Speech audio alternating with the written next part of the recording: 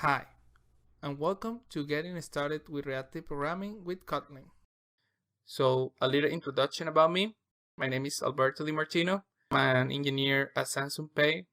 I have a background working with greenfield and production-ready microservices on Java and Kotlin, and I am an early adopter of Spring Boot 2.0. Let's go through the course overview. So, this is what we will learn. First, introducing Reactive Programming and RJava. We're going to cover the basics of what is reactive programming, what is RJava, a brief history about Kotlin, and we're going to write our first reactive application. Then we're going to go to observables and operators.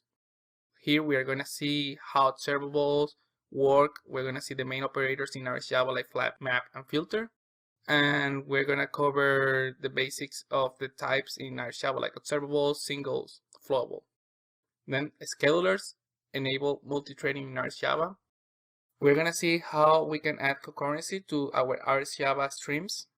Then we have error handling. Here we're going to see how to handle when the unexpected happens, how to continue our streams after an error, and how to signal errors to the callers. And then we're going to go through reactive programming with coroutines. Here we're going to see how to perform concurrent applications using the Kotlin native coroutines. So the pre-requirements for this course. In this course, you should have experience working with Kotlin. You should be familiar with the basics of async and concurrent programming. You should have experience working with an IDE, and everything else I will help you.